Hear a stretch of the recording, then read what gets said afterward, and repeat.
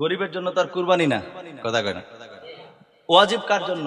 নেসাব পরিমাণ সম্পদের মালিক, নেসাব পরিমাণ সম্পদের মালিক যিনি, তার জন্য। সুবহানাল্লাহ।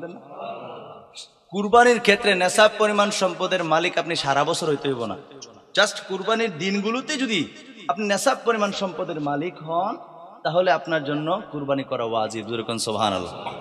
এখন নেসাবটা কি? আমার এই মসজিদে 2-3 দিন আমি বুঝাইছি, এরপরে যদি বলেন যে নেসাব কি, মনে আমি ব্যর্থ হয়ে যাব।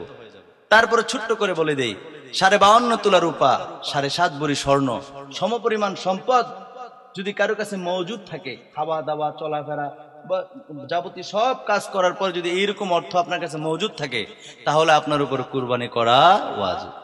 যদি আপনি রূপার হিসাব করেন, তাহলে আমার মনে হয় 52.5 ভরি রূপার দাম কত?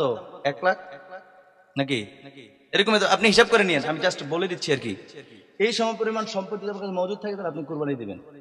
যেহেতু স্বর্ণ এবং রূপা দুইটাই নবীজি বলছেন, দুইটাই কি নবীজি বলেছেন।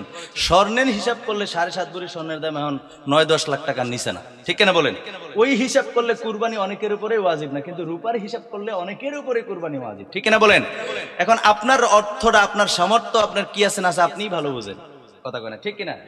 আমার প্রিয় ভাইরা, আমার বন্ধুরা, তো একজন গরিব এলাকার এক হুজুর থেকে শুনছিলাম, এলাকার একজন গরিব, কিন্তু আবার তার অভ্যাস ছিল খারাপ, সে চুরি করে। কি করে? কথা কয় না, কি করে? চুরি করে। সে চিন্তা করলো যে এত ফজিলত, আমি একটু আগে বয়ান করলাম না হাদিসটা, এই সূরা বেড়া ওয়াজ শুনছে, শুনে এত ফজিলত কুরবানির ভিতরে, এক একটা পশমের বিনিময়ে সওয়াব, না এই কুরবানি মিস দেওয়া যেত না। তাহলে কি করতে হবে? সে রাত্রে, গভীর রাতে সে চিন্তা ভাবনা করলো কিছু একটা তো করতে হবে। পরে সে হঠাৎ করে ঘর থেকে বের হয়েছে, বের হইয়া কুরবানির গরু, কুরবানি দিবে, বাজার থেকে কিনে আনছে। এরকম আরেক বেটার গরু রাইতে চুরি করে হলে বা নিজের বাড়ির দিকে ফোন দিচ্ছে, নাউজুবিল্লাহ করেন। তো ইমাম সাহেব হুজুর, আমাদের শাহাদাত হুজুর মনে করেন রাত্রে উঠছে তাহাজ্জুদ নামাজ পড়বো, আমি না থাকি না, হুজুর তো থাকে নাকি, অথবা আপনাদের এখানে উনিও থাকে না, কিন্তু মসজিদের ইমাম তো থাকে মসজিদে। ইমাম সাহেব উঠছে রাত্রে তাহাজ্জুদ নামাজ পড়বে, তো ওইটা দেখে যে ওই গরুলিয়া হেকাইতেছে, গাই সামনে যাও, এরকম আওয়াজ করতেছে। তো ইমাম সাহেব কি রে, ঘটনা কি? এত রাইতে গেছে, গেছে কি ব্যাপার, গরু চুরি করে নিয়ে পথ দিছে বাড়ির দিকে। হুজুর, আপনি জুমার দিন যে ফজিলত বর্ণনা করছেন, আমি চিন্তা করছি না টেহাই না নাই, কিন্তু আমি তো চুরি তো করে আনতারাম, গরু জবাই করণ লাগবে, পশু জবাই করণ লাগবে, এই সওয়াব তো আমার খাওয়ান লাগবে। হুজুরে কয়, সওয়াব যে তুমি পাইবা, চুরি কইরা পশু জবাই করলে তো সওয়াব হইতো না। হুজুর রাহেন, ফতুয়া খালি আপনি জানেন এরকম না, আমিও জানি। ওই ওই ব্যক্তি কি বলতেছে? দুরূদ শরীফ পড়ে, আল্লাহুম্মা সাল্লি মাওলানা মুহাম্মদ ওয়া আলা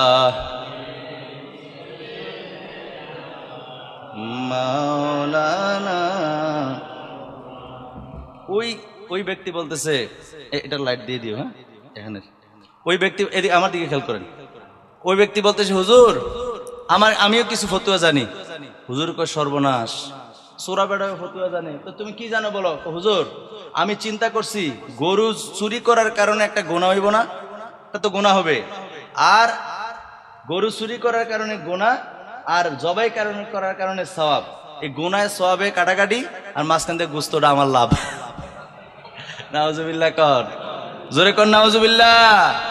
এই বুদ্ধি করে যদি কেউ গরু জবাই করে কুরবানি দেয়, হ্যাঁ, তাহলে কি কি বলে, এটা হবে কুরবানি? কথা কোন হবে?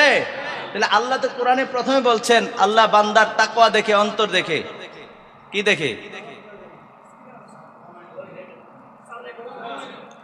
একবারে সাউন্ড কমানোই আছে, এটা তো আর বন্ধ করে দেন, আর কি করবেন।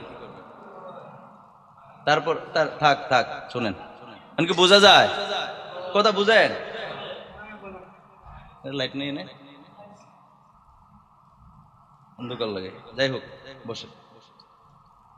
তাহলে আল্লাহ প্রথমে বলছেন বান্দার অন্তর দেখে। আল্লাহ কি দেখে?